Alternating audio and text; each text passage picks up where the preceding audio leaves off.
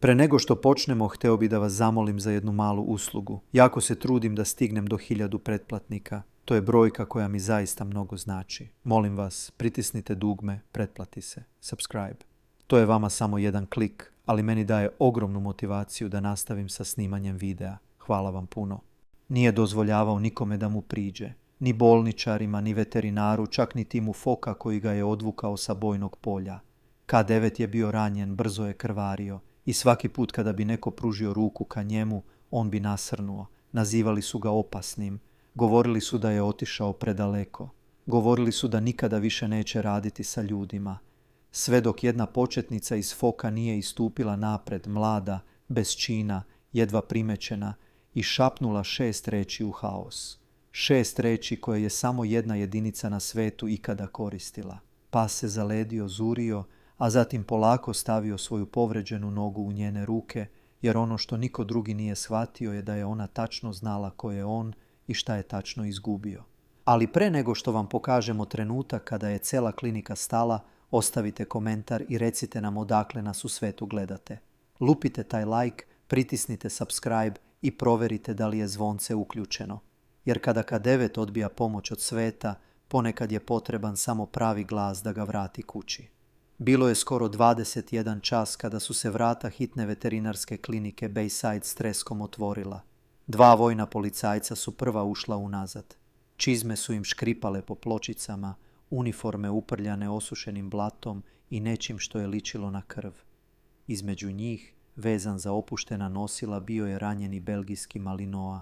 Mišići zategnuti, oči divlje. Nije lajao, nije rezao, samo je posmatrao. Svaki pokret, svaku senku, kao bomba, čekajući da neko aktivira žicu. Pozivni znak duh, rekao je jedan od vojnih policajaca, dahćući.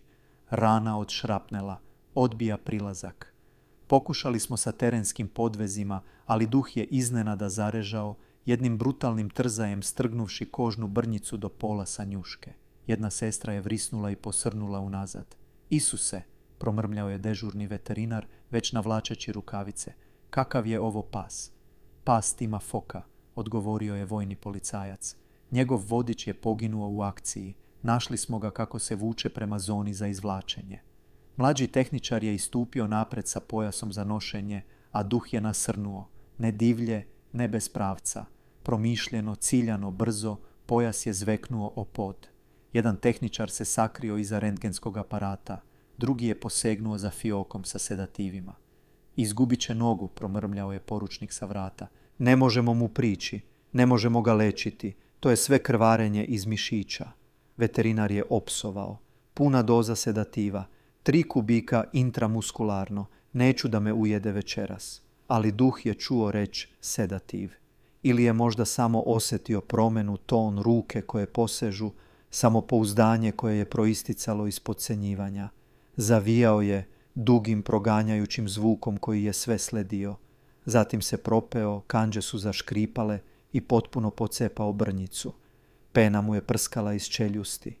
Krv je kapala u sporim linijama sa zadnjeg boka, bojeći nosila u crveno, ali se nikada nije pomerio da pobegne.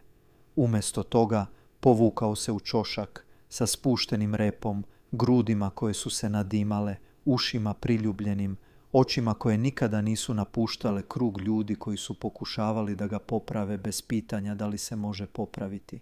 Nemoguće ga je kontrolisati, šapnuo je neko. Otišao je predaleko, drugi glas, tiši, sa prizvukom sumnje. Kao da nije samo povređen, prestravljen je, ali niko se nije pomerio da zaustavi veterinara koji je pripremao špric. Tada je nova silueta ispunila otvorena vrata. Tiha, postojana, prekrštenih ruku. Žena u prašnjavoj uniformi Foka, kosa skupljena u propisanu punđu, čizme izgrebane od nedavne operacije. Bez fascikle, bez čina na jeziku, samo mirnoća. Niko je isprva nije primetio osim duha.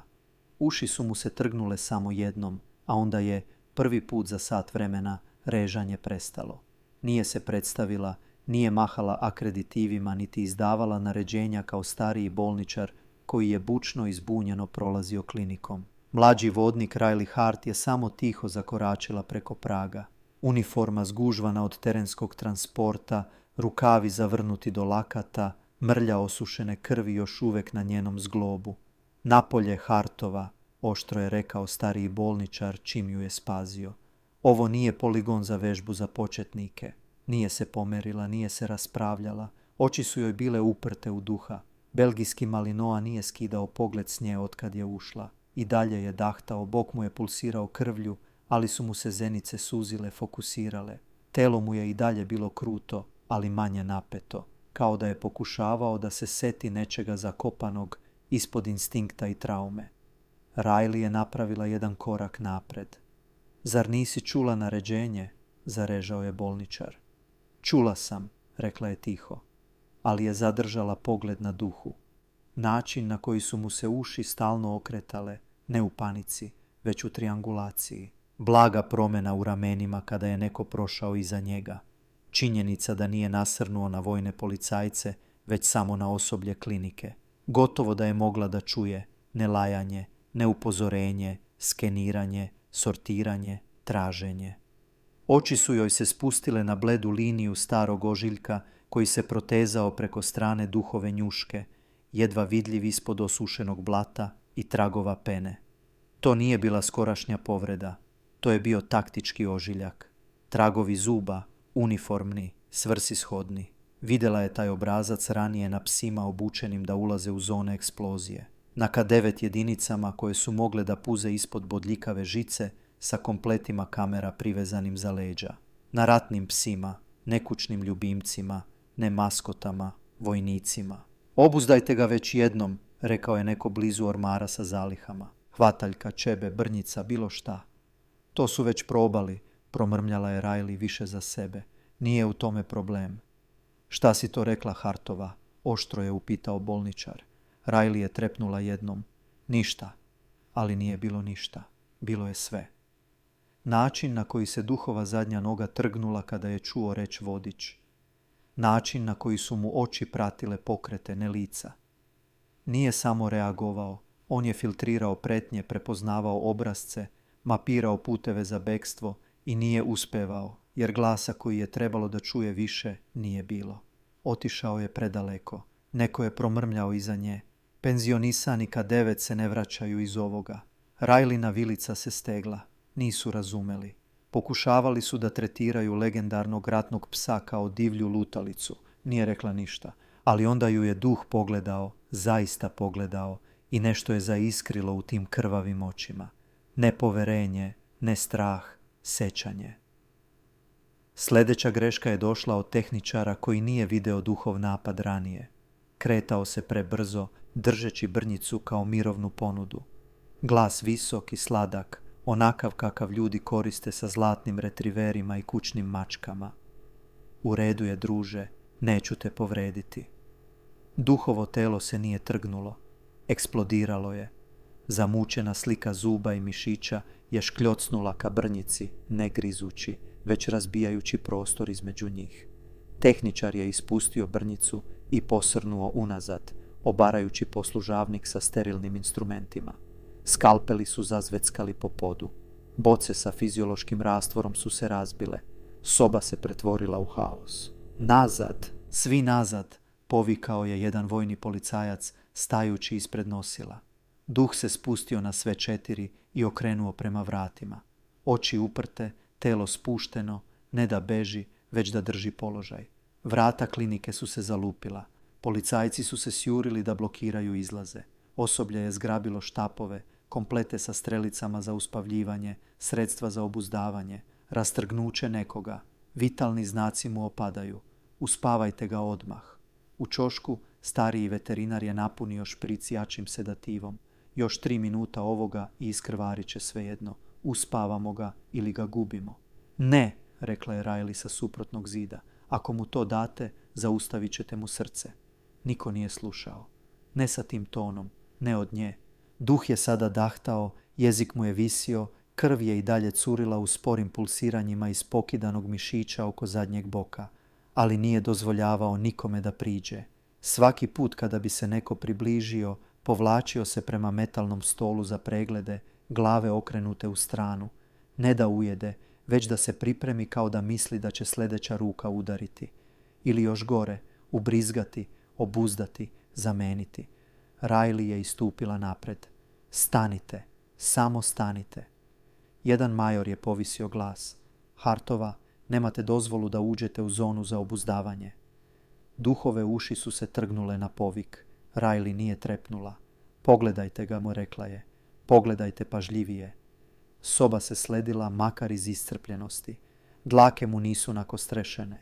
Zenice mu nisu proširene od besa. Nije defanzivan. On je uplašen. Čeka nešto. Da, čeka da ujede sljedeću osobu koja pokuša da mu spasi život. Ne, rekla je Riley. Napravila je jedan korak napred. On nije agresivan. Glas joj se stišao. On misli da ste vi ti koji su ga povredili. Duhove oči su se zaključale na njenim. Režanje je prestalo. Riley nije podigla glas. Nije se raspravljala niti zahtevala autoritet. Jednostavno je prišla ivici haosa, kleknula tik izvan perimetra gdje je duh čučao, još uvijek spreman za rat, i počela da posmatra. Bez fascikle, bez monitora, samo njene oči. Nije gledala ranu. Ne još. Gledala je način na koji su duhove šape bile postavljene, blago okrenute ka spolja. Udžbenički stav iz vežbi za izviđanje niskog profila.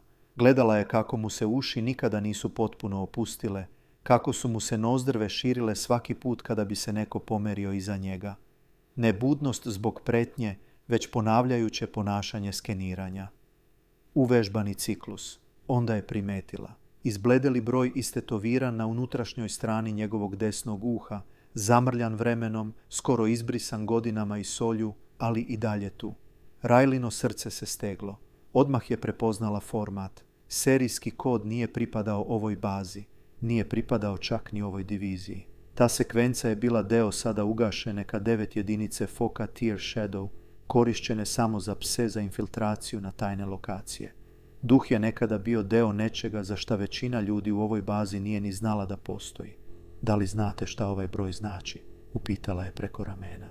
Stariji veterinar je jedva podigao pogled. Znači da imamo 10 minuta da spasimo nogu i nije me briga iz koje odgajivačnice je došao. Rajlina usta su se stegla. Pogledala je vojne policajce koji su još uvijek stajali blizu zida. Gde je njegov vodič? Dvojica muškaraca su razmenila pogled. Jedan od njih je oklevao, a zatim tiho rekao: nije preživeo, poginuo u akciji pre 2 noći. I tek tako shvatila je. Duh se nije opirao zato što je bio divlji. Nije napadao zato što je bio neobučen. Opirao se zato što je jedini glas kojem je bio uslovljen da veruje nestao. I sve što je došlo posle, ruke u rukavicama, sterilni glasovi, stranci koji viču, registrovalo se kao pretnja, ne kao pomoć. Reč vodič je stigla do njega. Duh je ispustio tiho, slomljeno cviljenje. Telo mu se spustilo za centimetar, baš kao i ranije kada ju je video. Riley se okrenula, njen glas je bio tih. Da li je iko uopšte probao njegov originalni set komandi? Veterinar je frknuo. Komande, Hartova. On je pas, a ne vojnik. Tada je duh ponovo nasrnuo. Ovog puta ne na nekoga, već na ormar pored sebe. Udarac šapom o metal, poslavši čitav poslužavnik sa kompletima za hirušku pripremu na pod. Soba se ponovo razbežala. Riley se nije pomerila. Ustala je polako, oči ju i dalje uprtih u psa, i rekla glasom koji je bio jedva nešto više od šapata: on nije samo pas. Soba se umirila. Riley je napravila još jedan korak napred. On je jedan od naših. Tišina nije dugo trajala. Oštar glas je presekao napetost kao hiruška testera. Ko je do đavola dozvolio pripravniku da poništi protokol za traumu? Svi su se okrenuli. Kapetan korvete, lica crvenog od frustracije, ušao je u sobu, mesing na kragni, autoritet u glasu. Gledao je direktno u Riley kao da je ona problem. Ne pas koji vrišti u ćošku ili lokva krvi koja se zgušnjavala ispod nosila. Postavio sam pitanje. Niko nije odgovorio. Čak ni veterinar. Riley se polako okrenula. Gospodine, uz svo poštovanje, pas nije borben. Zbunjen je, reaguje na... Niste kvalifikovani da date tu procenu, prekinuo ju je. Napolje pre nego što vas prijavim za ometanje. Nekoliko glava iza njega je klimnulo. Niko nije rekao, ali svi su mislili. Ko ona misli da je? Duh, i dalje čučeći u svom ćošku, pratio je napetost kao struju. Telo mu se ponovo zgrčilo, oči su letele od kapetana korvete do Riley, do bolničara koji su se naoružavali opremom za sedaciju. Gubimo vreme, rekao je veterinar. Svake sekunde gubi krv. Završio sam sa raspravom. Navukao je rukavicu i pokazao prema poslužavniku za sedaciju. Duplirajte dozu, naredio je. Ako je agresivan, kao što ona kaže, normalan koktel ga neće držati. Zaustavit ćete mu srce, rekla je Riley ponovo, ovog puta glasnije. Veterinar se podsmehnuo. Onda bi možda trebalo da smislite neke magične reči. Usta su joj se otvorila pa zatvorila. Osjećala je težinu svakog pogleda u sobi. Ne samo da su sumnjali u nju, već su je i izazivali. Dokaži, popravi ili se skloni s puta. Pa, zarežao je kapetan korvete. Recite nešto korisno ili se sklonite. Riley je zurila u duha i dugo vremena nije rekla ništa. Neko pozadi se tiho nasmejao. Nisam ni mislio, promrmljao je bolničar. Ali nije čutala zato što se plašila. Čutala je zato što ono što je znala više nije trebalo da postoji. Kodne fraze, komandna stabla, psihološki sigurnosni protokoli napravljeni za pse, Tear Shadow, koji su izgubili svoje vodiče. Sve je to trebalo da bude sahranjeno sa timovima koji se nikada nisu vratili kući. Udahnula je jednom, a zatim istupila napred. Možda nešto znam. Nije bilo glasno, nije bilo dramatično, ali duhova glava se samo blago nakrivila. I po prvi put otkad je odvučen sa bojnog polja, nije zarežao. Svaki par očiju se zaključao na njoj. Obrve kapetana korvete su se namrštile. Kako to mislite, znate nešto? Ali Riley mu nije odgovorila. Napravila je jedan spor korak ka duhu, pa još jedan. Ne prilazi mu, zarežao je stariji veterinar. Neću to da potpišem. Ali duh se nije pomerio, više nije dahtao, uši su mu bile načuljene, oči su mu bile zaključane na Rileynim. Bez režanja, bez nasrtanja, samo napetost tako zategnuta da je izgledalo kao da će pući od šapata. Riley je držala ruke spuštene, dlanovi prazni, pokreti promišljeni. Kleknula je na pola metra od njega, oslanjajući se na bočne strane svojih čizama. Ni dominacija, ni potčinjenost, samo neutralno, samo prisutno. A onda, ne gledajući nikog drugog u sobi, šapnula je frazu. 6 slogova tiho, odmereno i seckano kao radio poziv. Nije bio engleski. Nije bio čak ni jezik za obuku pasa. Bio je to kod iz poverljive knjige fraza napisane krvlju i peskom samo za jednu jedinicu. Onaj koji su samo kad 9 obučeni pod Tear Shadow razumeli. Onaj koji se izgovarao kada je vodič psa pao. I ništa, ni brnjica, ni povodac, ni glas nisu mogli da dopru do njega. Duh se zaledio. Zadnje noge su mu jednom zadrhtale pa se smirile. Prednje kandže su tiho kucnule o pločice dok mu se stav smekšao. A onda, kao mišićna memorija, pomerio se napred, sporo, nisko, ne čučeći, ne preteći. Zatvorio je jaz između njih, centimetar po centimetar, dok mu povređena noga nije iskliznula, ispružena u Rileynom pravcu. To nije bila poslušnost. Bila je to predaja poverenja, tiha ponuda. Dozvolit ću ti da me lečiš, ali samo ti. Iza njih soba je utonula u mrtvu tišinu. Neko je glasno izdahnuo. Hiruška sestra je promrmljala. Šta se dođavola upravo desilo? Riley je ponovo šapnula. Drugi deo kodne sekvence. Duh je potpuno spustio glavu. Ne na pod, na njeno koleno. Krv je i dalje pulsirala iz rane, ali mu se disanje usporilo. Drhtanje je prestalo. Čitavo telo mu se izduvalo kao vojniku koji silazi sa 24-časovne straže na perimetru. A onda, nemoguće, uvukao se u njeno krilo, ne tražeći toplotu, ne zaštitu, prepoznavanje. Stavila je jednu ruku na njegov vrat, odmah iza linije ožiljka od ogrlice, a duh je ispustio dugo, tiho cviljenje. Ono koje se prelomilo na pola puta, kao da se sećanje upravo oslobodilo odnekud preduboko da bi se dohvatilo bez bola. Niko se nije pomerio, niko nije progovorio. Riley je jednom podigla pogled i u tišini koja je usledila, svaka osoba u sobi, od vojnih policajaca do starijeg veterinara do samozadovoljnih bolničara, shvatila je da su upravo svedočili nečemu što nijedan protokol nije mogao da objasni. Riley nije tražila dozvolu, nije čekala naređenja niti se osvrtala na sobu, zaleđenu u neverici. Jednostavno je pogledala duhovu ranu. Zaista pogledala i prebacila se u onu verziju sebe koju je pokušala da sahrani od dana kada je napustila terensku medicinu. Gaza, rekla je mirno, niko da se ne pomera. Gaza, ponovila je, očiju i dalje uprtih u duha. Usisavanje, fiziološki rastvor, bez sedacije, bez anestetika. Lokalno ću isprati i previti. Stariji veterinar je trepnuo, a zatim pokazao da se poslužavnik doda. Riley je zavrnula rukave dok su zalihe stizale. Podlaktice su joj već bile išarane duhovom krvlju, ali ruke su joj se kretale sa potpunom kontrolom. Isprala je ranu jednom, čisteći veći deo osušenog peska i sasušenih ostataka. Zatim ponovo, sporije, posmatrajući kako se protok krvi menja sa svakim ispiranjem. Ulaz ovde, ali bez duboke ubodne rane, promrmljala je. Šrapnel izgleda kao wolfram za meko tkivo, nevisokog kalibra. Ima sreće.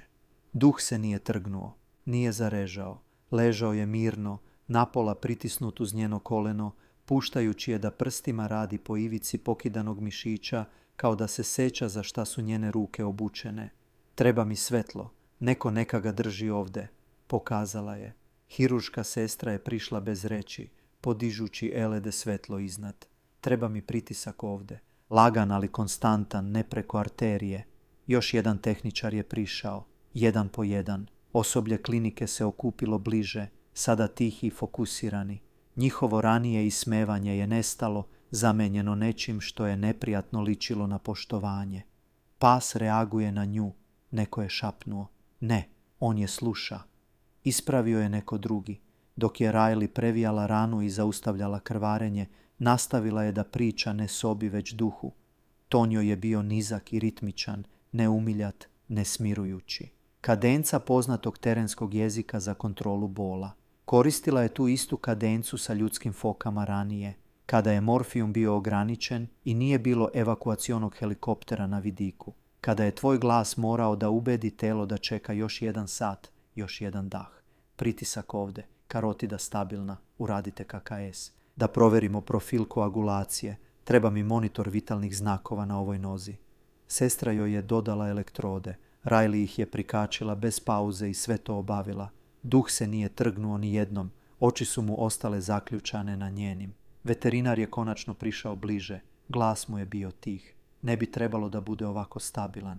I nije, rekla je Riley, samo miruje zbog mene. Podigla je pogled tada na veterinara, na tekstove, na kapetana korvete, koji je još uvek stajao napola šokiran u zadnjem delu sobe. Radi to zato što sam ga zamolila. Monitor je jednom zapištao, pa opet stabilno. Duhovo disanje se ujednačilo. Njegova boja, koliko se malo moglo vidjeti ispod krzna, počela je da se menja iz bledog pepela u nešto jače, toplije. Najgore je prošlo. Soba po prvi put cele noći nije krvarila. I jedini razlog je bila žena koju su otpisali kao početnicu pre 30 minuta. Duhovo disanje se smirilo. Ne mirno, nikada potpuno mirno, ali sporije sada, dovoljno postojano da je monitor srca pištao u tihom ritmu. Ne kao alarm, dovoljno da se osoblje povuklo, dajući Riley taman toliko prostora da očisti ostatak rane bez prekida. I dalje čučeći pored njega, Riley je počela da osigurava kompresivni zavoj oko butine. Ruke su joj bile efikasne i uvežbane, bez drhtanja, bez oklevanja, ali bilo je nečeg napetog iza njenih očiju, nečega što su svi primetili sada kada su konačno obraćali pažnju. Stariji veterinar se nakašljao. Gde si naučila taj kod Hartova? Nije odmah odgovorila. Mlađi bolničar, još uvek držeći svetlo, pogledao je između njih. To nije bio samo kod, to je bio izraz tear shadow, zar ne? Rileyna ramena su se zaledila. Na trenutak jedini zvuk je bio sporo, ritmično zujanje gornjeg svetla i udaljeno brujanje generatora baze. Tear shadow.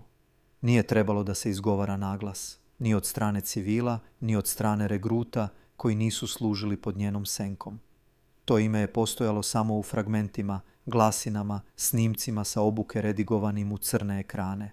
Vrsta jedinice čije su misije bile zapečačene iza toliko slojeva odobrenja da su čak i njihovi psi imali kodna imena sigurnija od njihovih vodiča. Duhovo uvo se trgnulo, nije skidao pogled s nje otkad je kleknula. Nisam ga samo naučila, rekla je Riley konačno. Glas joj je bio tih, ravan. Pisala sam delove. Tišina.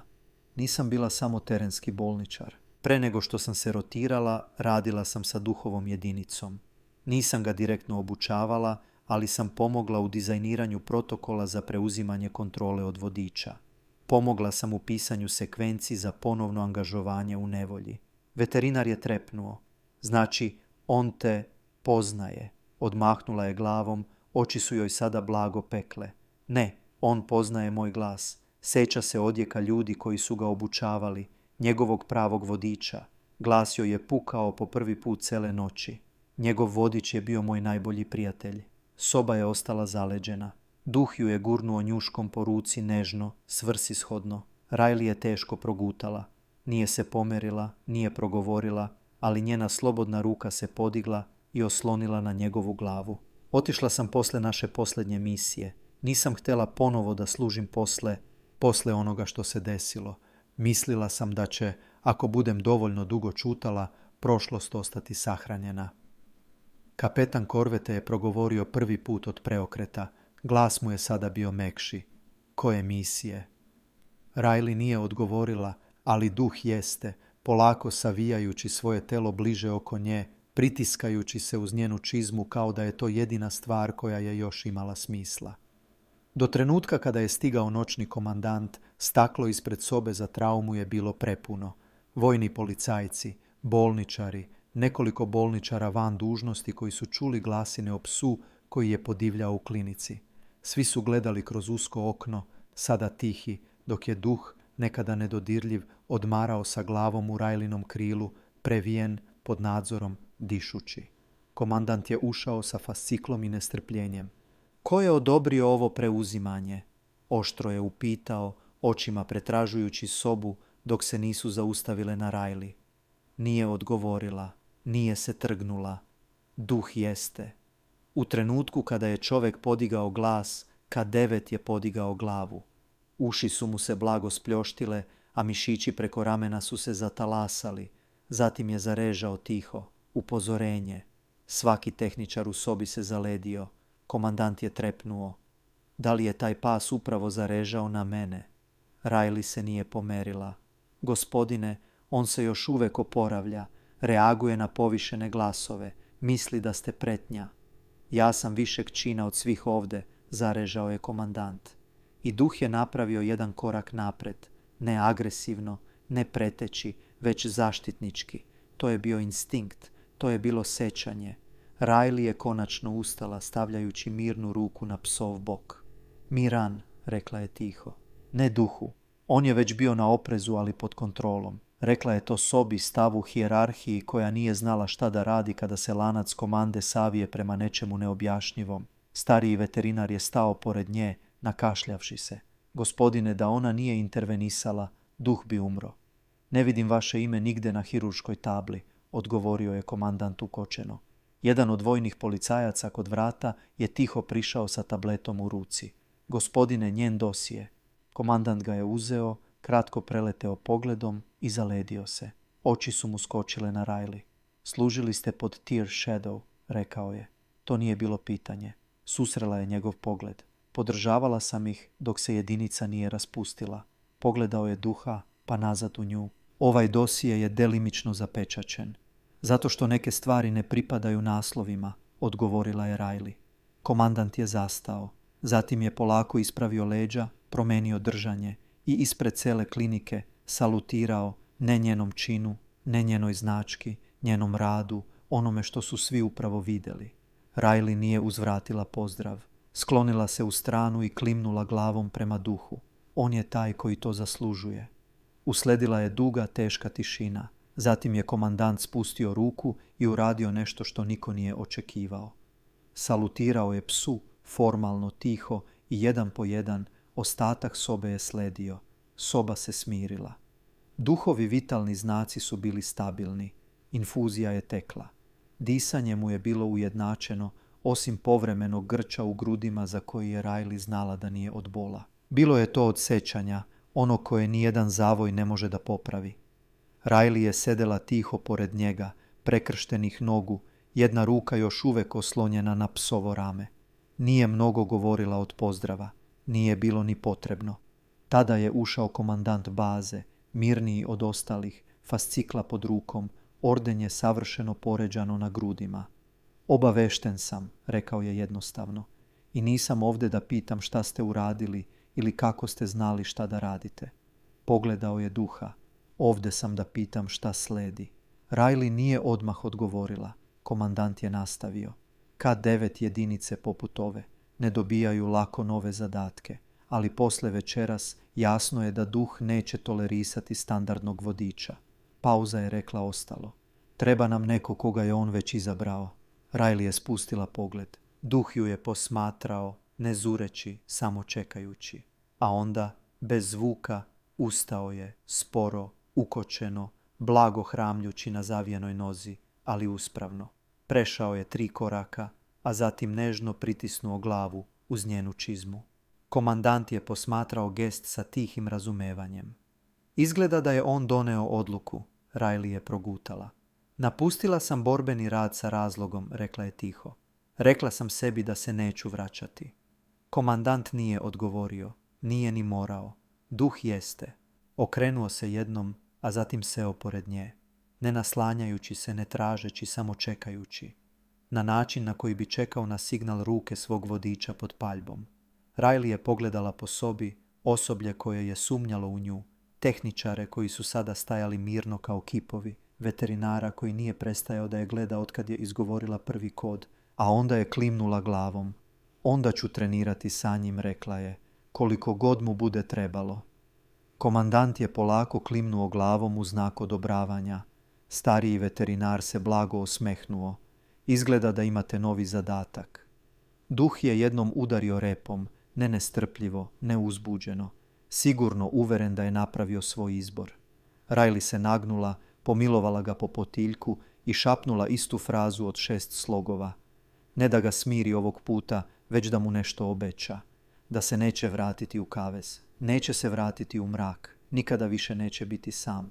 Da li biste verovali Riley da priđe psu kojeg su svi ostali nazivali opasnim? Da li verujete da K9 osjećaju gubitak svojih vodiča jednako duboko kao i ovaj? Ostavite svoja razmišljanja u komentarima. Čitamo svaki pojedinačni.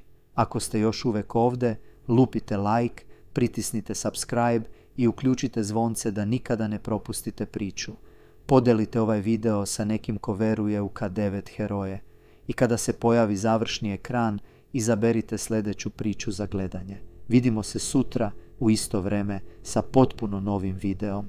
Nije grizao, nije lajao, krvario je, sateran u ćošak vojne klinike, nasrćući na svaku ljudsku ruku koja je pokušala da pomogne.